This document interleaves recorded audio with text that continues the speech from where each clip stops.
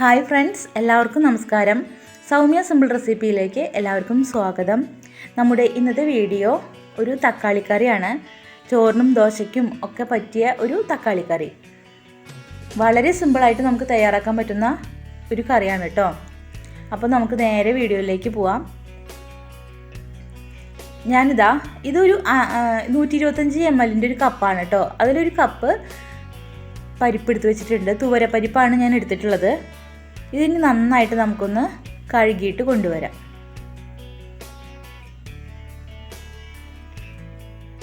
പരിപ്പൊക്കെ നന്നായി കഴുകി കൊടുത്തിട്ട് ഞാൻ കുക്കറിലേക്ക് ഇട്ട് കൊടുത്തിട്ടുണ്ട് കേട്ടോ. ഇനി ഞാനിതിലേക്ക് ഒരു തക്കാളി ഇതുപോലെ ഒന്ന് കട്ട് ചെയ്തതാണ്, കഴുകിയിട്ട് കട്ട് ചെയ്തതാണ് കേട്ടോ. അതും കൂടി ഇട്ട് കൊടുത്ത് ഇനി ഞാനിതിലേക്ക് ഒരു സബോള ഇതുപോലെ ചെറുതാക്കി കട്ട് ചെയ്ത് ഇട്ട് കൊടുത്തിട്ടുണ്ട്. പിന്നെ ഒരു 3 പച്ചമുളക് നെടുകെ കീറിയത്, ഒരു 1/2 ടീസ്പൂണ് മഞ്ഞൾപ്പൊടി, പിന്നെ ഒരു ടീസ്പൂണ് ഉപ്പ്,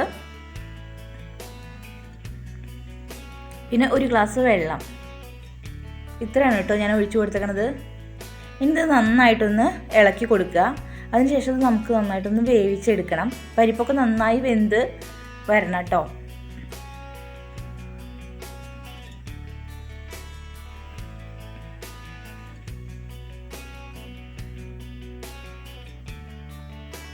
പരിപ്പും തക്കാളിയും സവോളയൊക്കെ അവിടെ ഇരുന്ന് വേവട്ടെ. അതിനുശേഷം കുറച്ച് പുളി എടുത്തിട്ടുണ്ട്. ആ പുളി ഒന്ന് കുതിരാൻ വേണ്ടി വെക്കുകയാണ് കേട്ടോ. ഈ പുളിയുടെ ഒരു കണക്കെന്ന് വെച്ചാൽ അതിലൊരു നെല്ലിക്ക വലിപ്പത്തിലുള്ള പുളിയാണ് കേട്ടോ ഞാൻ എടുത്തിരിക്കണേ. നമ്മുടെ കുക്കറൊക്കെ വിസിലടിച്ച് തുടങ്ങിയിട്ടുണ്ട്. വിസിലടിച്ച് തുടങ്ങിയതിന് ശേഷം നമുക്കത് അങ്ങനെ തന്നെ ഞാൻ കുക്കർ വെച്ചു. പിന്നെ ഒരു 10-15 മിനിറ്റ് കഴിഞ്ഞതിന് ശേഷം അതിൻ്റെ എയറൊക്കെ പോയതിന് ശേഷമാണ് ഞാനിത് തുറന്ന് നോക്കിയിട്ടത്. അപ്പോൾ അത് ഇങ്ങനെയാണ് ഇരിക്കുന്നത് കേട്ടോ. നന്നായി പരിപ്പൊക്കെ നന്നായി വെന്ത് വന്നിട്ടുണ്ട്. ഇനി ഞാൻ ഒരു കയ്യിൽ വെച്ചത് ഇതുപോലെ നന്നായിട്ടൊന്ന് ഉടച്ചു കൊടുക്കുകയാണ് കേട്ടോ. ഈ തക്കാളിയും സവോളയും ഒക്കെ നന്നായി വെന്തിട്ടുണ്ട്, നന്നായി ഉടഞ്ഞു വന്നിട്ടുണ്ട് എല്ലാതും.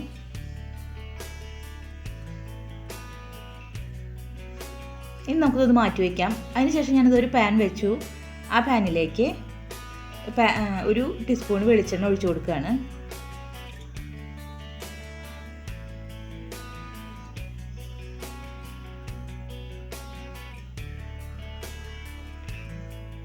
ഈ വെളിച്ചെണ്ണ നന്നായിട്ട് ചൂടായിട്ട് വരുമ്പോൾ ഞാനിതിലേക്ക് ഒരു 1.5 ടീസ്പൂൺ കടുക് ഇട്ട് കൊടുക്കുകയാണ്. കടുക് നന്നായിട്ട് പൊട്ടി വരുമ്പോൾ ഞാനിതിലേക്ക് ഒരു 1/2 ടീസ്പൂണ് ചെറിയ ജീരകം ഇട്ട് കൊടുക്കുകയാണ് കേട്ടോ. ജീരകം നന്നായി മൂത്ത് വരുമ്പോൾ ഞാനിതിലേക്ക് ഒരു 5 വെളുത്തുള്ളി ചതച്ചത് ഇട്ട് കൊടുക്കുകയാണ്.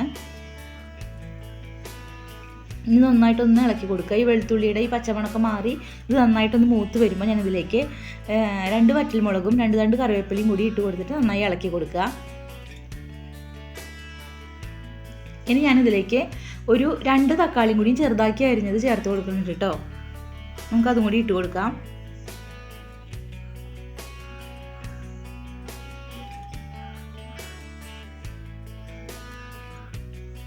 ഇനി നമുക്കിതിലേക്ക് പൊടികൾ ചേർത്ത് കൊടുക്കാം.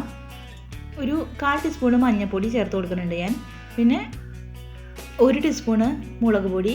നമ്മൾ പച്ചമുളക് ചേർത്തിട്ടുണ്ട്, അതിനനുസരിച്ച് വേണം നിങ്ങളിതിൽ മുളക് പൊടി ചേർത്ത് കൊടുക്കാൻ. പിന്നെ ഞാൻ ഒരു കായപ്പൊടി, ഒരു 3/4 ടീസ്പൂൺ കായപ്പൊടിയാണ് കേട്ടോ. ചെറിയ ടീസ്പൂണിൽ 3/4 ടീസ്പൂണ് കായപ്പൊടിയാണ് ചേർത്ത് കൊടുത്തേക്കണത്. LGയുടെ കായാണ് കേട്ടോ. ഇനി നന്നായിട്ടൊന്ന് ഇളക്കി കൊടുക്കുക. ഈ പൊടികളുടെ പച്ചമണമൊക്കെ നന്നായിട്ടൊന്ന് മാറി വരട്ടെ. ഈ തക്കാളിയൊക്കെ നമുക്കൊന്ന് വെന്ത് വരണം കേട്ടോ. അതുവരെ ഒന്ന് വെയിറ്റ് ചെയ്യാം. ഈ തക്കാളിയൊക്കെ കണ്ടില്ലേ, നന്നായി വെന്ത് ഉടഞ്ഞു വന്നിട്ടുണ്ട്. ഇനി ഇതിലേക്ക് നമ്മൾ പുളി കുതിരാൻ വെച്ചിട്ടില്ലേ, അത് നന്നായിട്ട് പിഴിഞ്ഞ് ഒഴിച്ചു കൊടുക്കണം.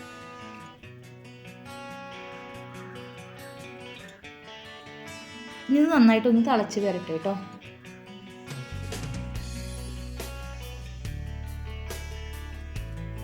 കണ്ടില്ലേ, നന്നായി തിളച്ചിട്ട് ആ പുളിവെള്ളമൊക്കെ ഒന്ന് വച്ചിട്ടുണ്ട്.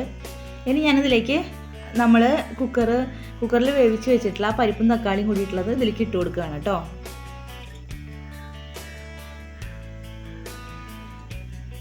ഇനി അത് ആ കുക്കറിൽ തന്നെ ഒരു 2 ഗ്ലാസ് വെള്ളം ഒഴിച്ചിട്ട് ഇതിലേക്ക് ഒഴിച്ചു കൊടുക്കുകയാണ്.